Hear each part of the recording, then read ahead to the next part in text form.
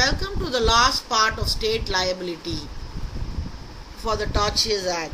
In Kalavati was the state of Himachal Pradesh. Two persons died in a government hospital owing to negligence of hospital staff who administered nitrous oxide in place of oxygen to the patients. The court awarded compensation under Article 21. In Saheli versus Commissioner of Police, Delhi, the Supreme Court awarded a compensation of 75,000 to the mother of a boy aged 9 who died due to beating and assault by a police officer in the writ filed by the women's civil rights organization known as Saheli. In Ramakonda Reddy versus State of Andhra Pradesh, in certain miscreants entered the jail with the help of a ladder during the night and hurried bombs on the inmates, resulting in the death of one of them and the injury to another. As there were considerable violation of the right to the life guaranteed by Article 21, the claim for compensation was allowed. It was observed that even if the state is acting in exercise of sovereign power, it would be liable if the Article 21 is violated, as Article 301 does not constitute an exemption to Article 21. Next is the defense of sovereign immunity. The term sovereign means a political superior who is not subjected to any other political superior. The term sovereign is used in England to designate the king or the queen of the United Kingdom. Sovereign is a person or a body or a state in which independent or a supreme authority is vested. He is a chief ruler of the supreme power. A king or the other ruler with unlimited power, the supreme civil, military and political power. The person or a body of persons in whom the ultimate authority of law rests. Sovereign immunity. Sovereign immunity was developed by the divine right of the kings through the maxim Rex non potest pecare. The king can do no wrong. The meaning of this legal maxim is multifaceted. The sovereign, individually and personally, and also in the natural capacity as a king, cannot be sued by any earthly power, cannot be amenable to any jurisdiction. The public affairs are not to be imputed to the king so as to render him personally answerable for it to his people. The prerogative power of the crown does not injure anybody in the country. The king cannot sanction any act forbidden by law. He is bound by law. He is under the law but not above the law. Immunity. Immunity is a personal favor guaranteed by law, contrary to the general rule. Immunity is a freedom from liability, exemption conferred by law from a general rule. And immunity is a right peculiar to some individual or body, an exemption of some general duty or burden, a personal benefit or a favor guaranteed by law, contrary to the general rule.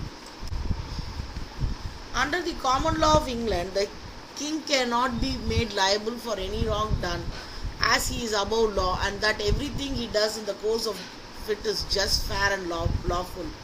It only means that the sovereign individually and personally in his natural capacity is independent of and is not amenable to any other earthly power or jurisdiction. That his act related to public affairs is not to be impugned to the king so as to render him personally answerable to any person.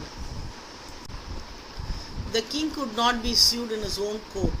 Petition of right was only remedy available against the crown.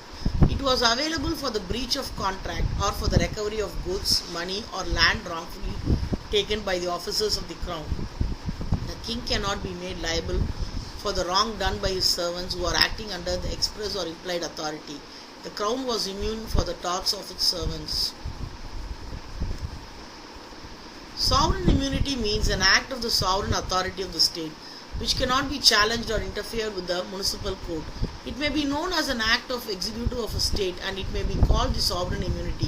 When there was an act by the sovereign state on its own citizens, either the municipal court or any other state cannot question the act. It means sovereign immunity saves the state and its employees from the tortious liability.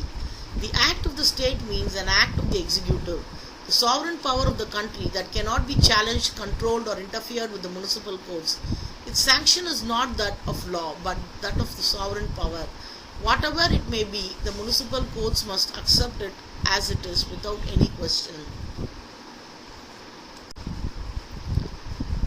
In Buran versus Denman, the plaintiff Buran owned a slave barracks in the west coast of Africa. It was situated outside the dominion of Britain. The defendant, the captain in the British Navy, attacked the plaintiff barracks and burnt it and released all the slaves in it. The act of the defendant was ratified by the British government. The plaintiff sued the defendant for compensation. The defendant contended that the act was ratified by the state and hence he was not to be held liable. The House of Lords held that the ratification for the act committed by the defendant was valid, hence it was an act of the state. It was held that the defendant was not liable to pay compensation to the plaintiff. Sovereign's personal immunity. A sovereign prince or another person representing an independent state is not liable to be sued in the court of land unless he submits to its jurisdiction. The reason for this is expressed by the Court of Appeal. Thus, as a consequence of absolute independence of every sovereign authority and of an international committee which introduces every sovereign state to respect with the independence of dignity of every other sovereign state, each and every one declines to exercise by means of its courts or its territorial jurisdiction over the person of any sovereign or ambassador of any other state, or over the public property of any ambassador, though such sovereign, ambassador or property be within its territory, or therefore subject to its jurisdiction. In Feather versus Queen, it was held that no proceeding, civil or criminal, is maintainable against the sovereign in person. In tort, even the remedy by the petition of right is not available. However, if the king obtains loan from the individual of his personal needs, those individuals can sue the king for the recovery of the money. Thereby, the defense of sovereign immunity does not indemnify the king. The king personally commands A, a servant, to do an unlawful act. The offence done by A is not indemnified. In India, there is a provision for immunity of the President and Governor under Indian Constitution under Article 361. But a distinction is made between the act done by them in their public and personal capacity. For the acts done and purported to be done by them in their public capacity, their immunity is absolute and no action lies against them in the court of law. For the acts done by them in their personal capacity as an individual, there is no such immunity, but a suit would lie only if the 2 months' notice in writing has been delivered to them stating the nature of the proceedings and the cause of action, etc. Thank you.